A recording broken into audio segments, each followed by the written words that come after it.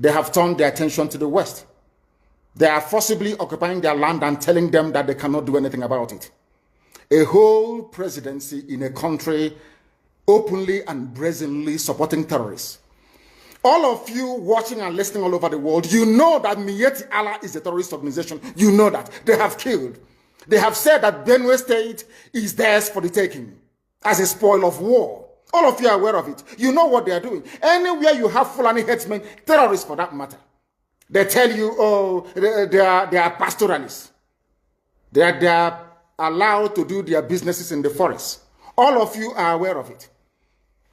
But you kept quiet, hoping that somehow Tinubu will emerge as the president, or an Igbo man will come as the president, and your family will start enjoying. But in the meantime, you have no more farmlands, you have no more forests, you have nowhere you can call your own home.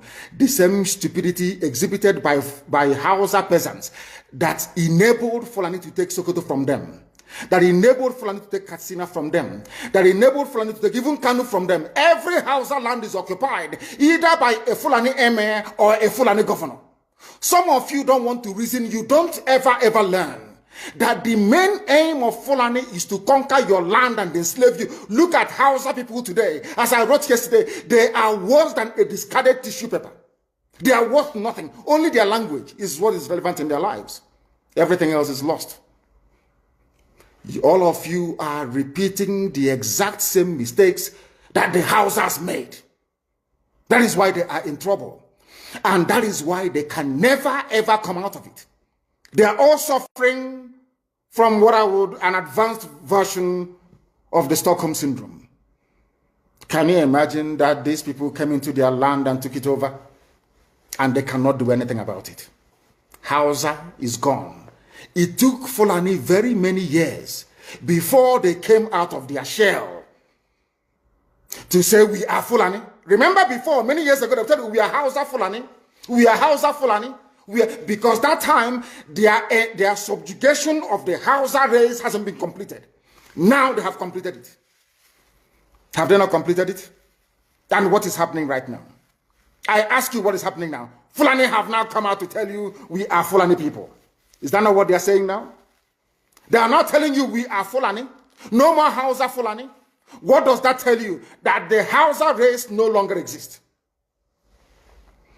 Do you want the same thing to happen to you?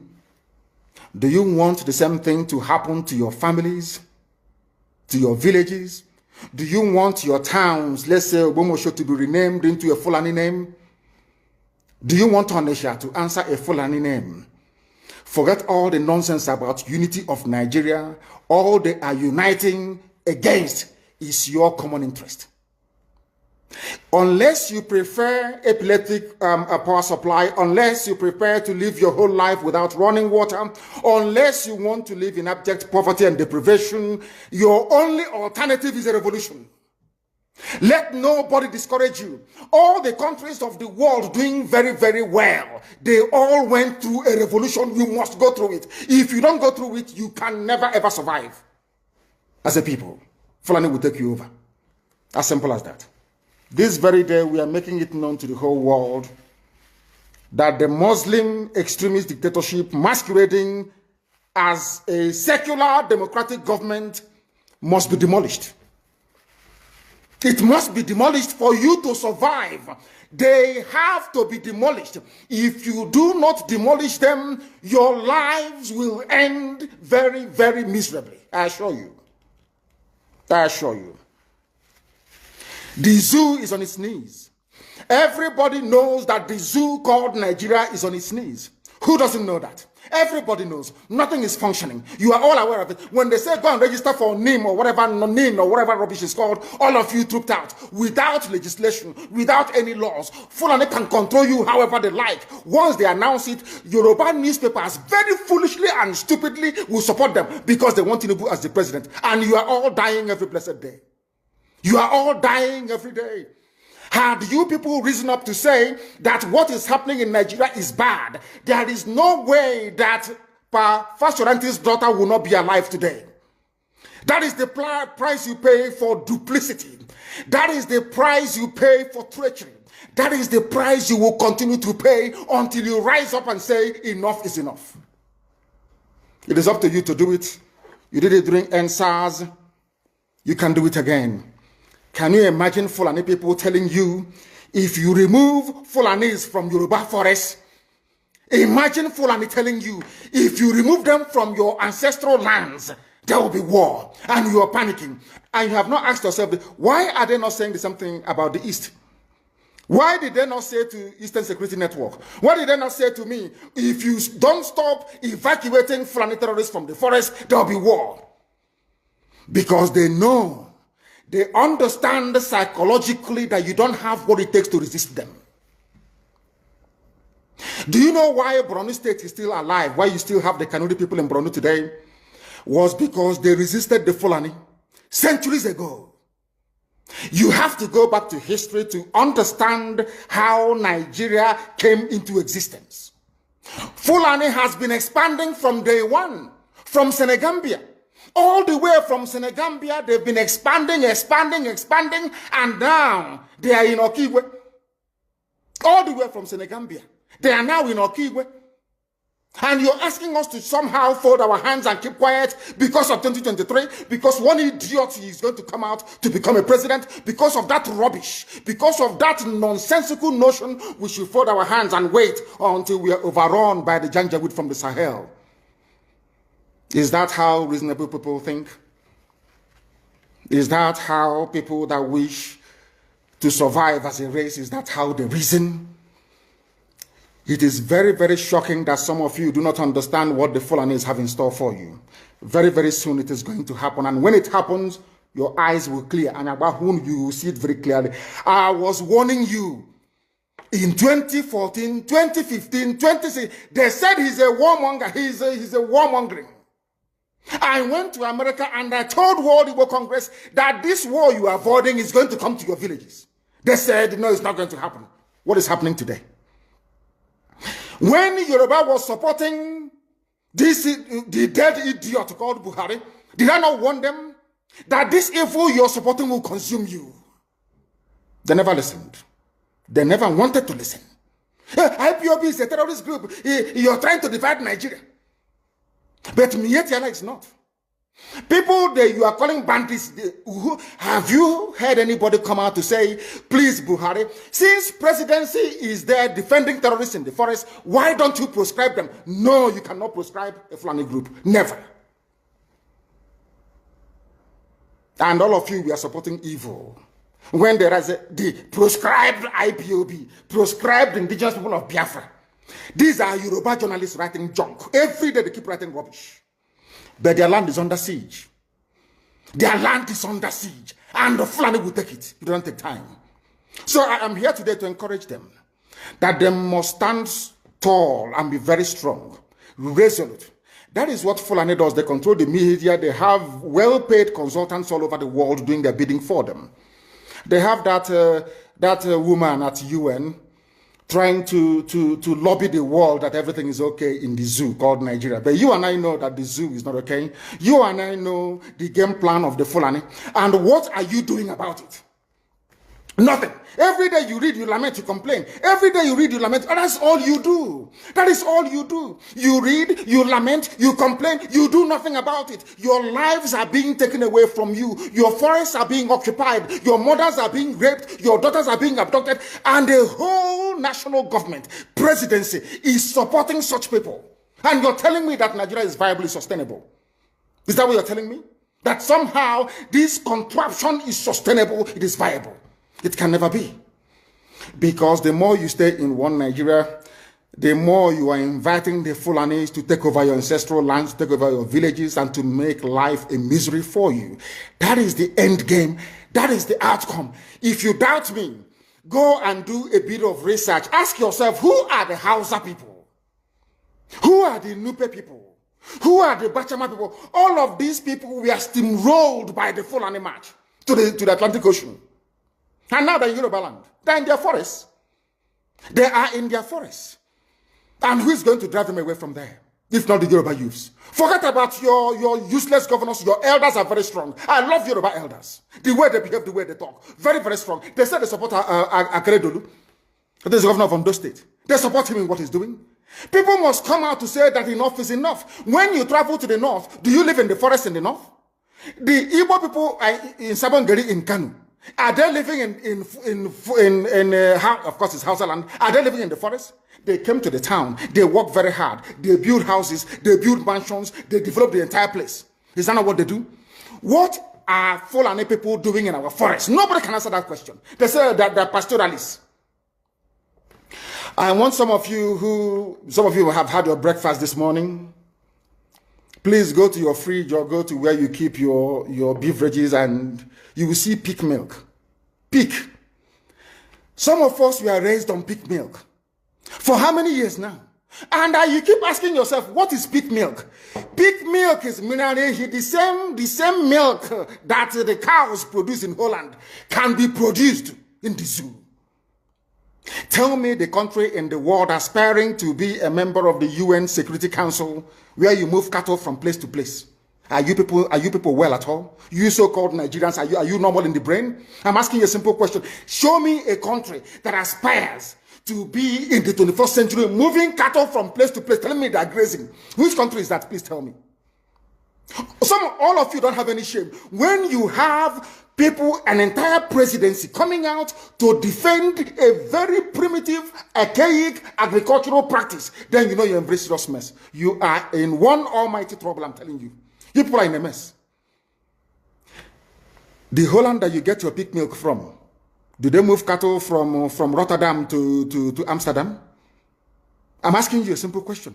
But they produce the pig milk that you're drinking every blessed day. Why can't Fulani produce pig milk in Sokoto? Why can't they produce carnation milk in Kanu? They have the cattle. Before the white man came, did you see any Fulani in your forest? All these people talking rubbish about movement of cattle and movement of... I'm asking you, before Britain came and handed over Nigeria to Fulani, ask your grandfathers, please, or your grandmothers. Ask them. All this nonsense we are hearing today in this so-called one, I want to tell you the dangers of one Nigeria. All this nonsense you're hearing today about one Nigeria, Fulani in our forest, Fulani in our village. Before the white man came, did you see Fulani moving their cattle all over the place? Did we not have meat to eat? They will answer these questions for you. Because sometimes in Africa, we don't reason very well. The way we reason is this jaundiced, it is disjointed.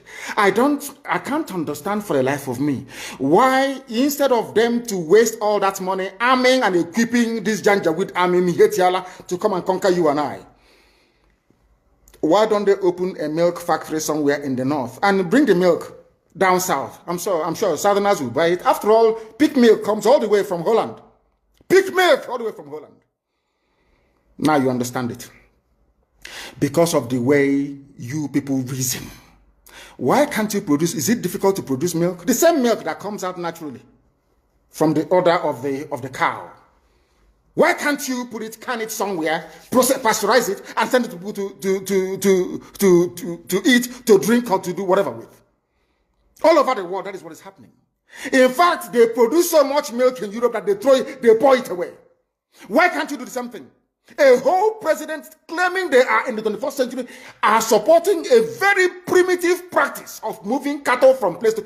All of you, you're not ashamed of yourselves. You have no shame. As somebody will say, your shame is shaming me. I'm telling you, you people from the zoo, I'm ashamed of your ignorance and stupidity. You people are hopeless, completely hopeless. One day I want idiot to come and say, we are intellectuals. And you're moving cattle from Kafanchan to Ahoda. You are intellectuals. You are intellectualizing. You are in the 21st century, you are moving cattle, driving cattle, Nama, from over 300 miles. It's claiming Yoruba forest is a place for you to be in. You want to relax, Yoruba forest is every Nigerian is free to live anywhere. And do their business anywhere, yes. But when an Igbo man tries to sell beer in Kanu, you destroy it. You destroy their businesses, you destroy their hotels, but you can come down to the south and live anywhere you like and graze anywhere you like. And you're telling me that is a country, that is one Nigeria for you? The Fulanis we are talking, they call them the Funa movement. Our attention has been drawn to a decree credited to one Rotimi Akeredolu, asking Fulani people who have occupied some forests in Ondo State to quit. We are also aware of another incident in Oyo State where an illiterate political talk gave quit notice to Fulani people to leave their territories, which are now their irreversible homes. Are you listening? Fulani are now saying that Yoruba forest is now their irreversible homes. They have now occupied Yoruba land in perpetuity. And I want to let my Yoruba friends understand this. You see, in life, anytime you support evil, evil will come back to haunt you. All of you never knew that IPOB and this Biafra movement was for your liberation. Some of you saw maybe the oil and gas from Biafra land. If they go now, we'll have access to oil and gas. In the process of having your eyes fixated on oil and gas, your forest is gone. Do you understand it?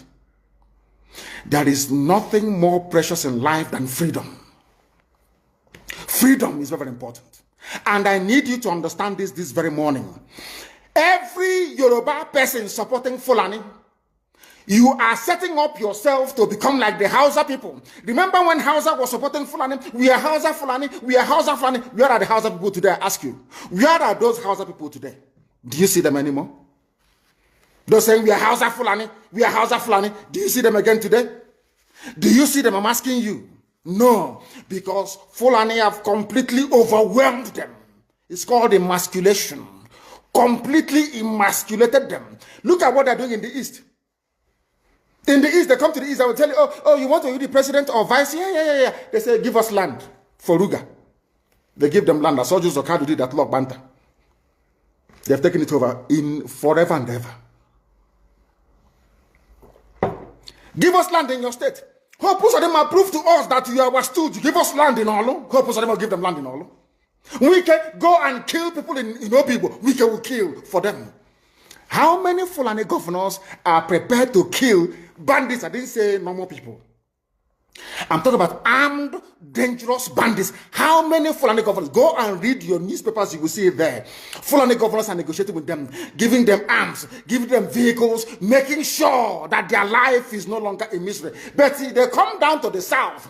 They tell you, give us land for Ruga. Go and kill your people to prove to us that you're one Nigerian. That was why Obi also was talking rubbish. Was yesterday or 2 days ago. Supported by the BBC. The problem you people have in Nigeria is this. Your journalists, you see people, Punch newspaper, Tribune, Vanguard, and Nation, they are your second worst enemies. I'm telling you the truth. They can never, ever be objective in their reportage. Never, ever, ever. That's why all of you are suffering. But you don't know it. They were the same people used to scuttle the NSAS protest. Of course, some of you went about looking for Indomie in warehouses. Typical black people. Any revolution that is coming now, you must stand very firm. They'll say, oh, you're Igbo. Oh, you're Yoruba. Oh, you are from Europe. Don't join them. It's our turn in 2023. If you do this, you will scuttle our chances of becoming the president